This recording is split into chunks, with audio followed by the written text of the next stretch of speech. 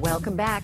Arizona Governor Jan Brewer is calling off a border conference in Phoenix. All of this because so many Mexican governors oppose the state's new immigration law. The governors that border Mexico, we should say. It just happened to be Arizona's turn to host the 28th annual U.S.-Mexico Governors Conference. But Brewer got word that the Mexican governors plan to boycott it. She says America supports Arizona, and for Mexico not to attend is just, quote, unfair.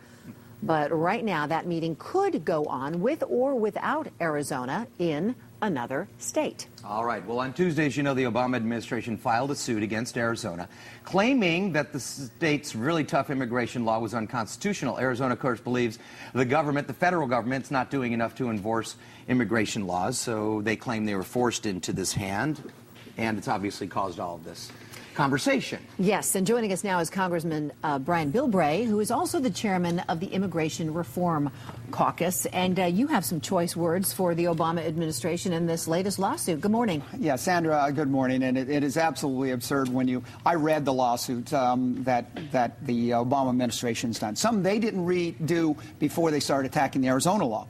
But the fact is, they're claiming that we can't allow local jurisdictions to have counter legislation against the federal government. Well, first of all, Arizona's legislation isn't counter. It's parallel. It actually takes federal law, makes it state law, and actually puts more protection for civil liberties in it than the federal law. So it's kind of hypocritical for any of us in the federal government to throw stones.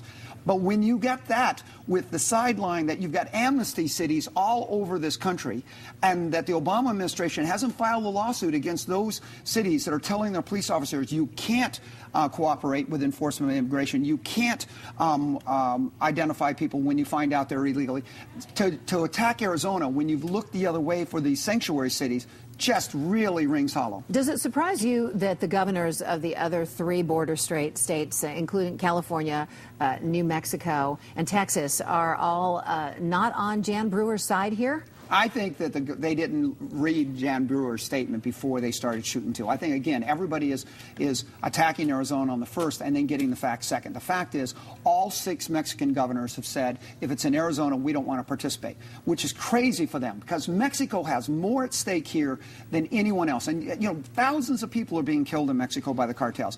And I just got back from Campeche just before the hurricane got there, meeting with the Mexican Congress. I spent a lot of time talking with people down there. They are totally in denial. They do not see any connection between the drug cartels and the alien smuggling cartels. They're the same people. The people are smuggling guns and money south are bringing aliens and drugs north. But they're in this whole denial that they think they can stop the violence and still make money off the illegal activity going across the border. And Mexico is really off base, and our governors should have taken the time to talk to the governor before they started throwing stones. You know, this lawsuit that they filed, on the surface, it looks like, you know, they're saying, well, Arizona is going to violate people's, you know, personal rights. They're going to go after these people just because they're brown in color. But the real lawsuit is federal versus state rights, isn't it? In fact, it's across the board. In fact, even this says that if you read the legislation, I mean, the lawsuit, they really kind of gloss over and don't say this will violate the rights. Yeah. All of that's been dropped. Now it is just local government cannot take any action on the immigration issue. It's interesting. Can you imagine if you had the federal government say, local cops, you can't show up to a bank robbery because it's a federal law not to rob banks, not a local one, or you can't show up when there's drug smuggling. The fact is, Dan, Sandra, right here in San Diego, we have Operation Stone Garden. Our sheriffs stop illegals at the beaches in Encinitas as they're coming in. We participate all the time. That was this week. That's a classic example. Are they saying now that our deputies have to look the other way?